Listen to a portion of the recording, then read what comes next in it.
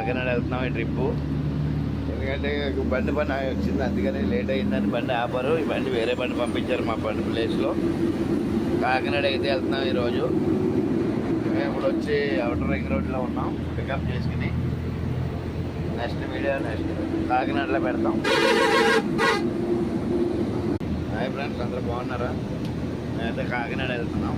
కాకినాడ వెళ్ళి కాకినాడ నుంచి రేపు 6 గంటల మన కాకినాడలో పికప్. కాకినాడ కూడా చూద్దాం రేపు. Okay friends.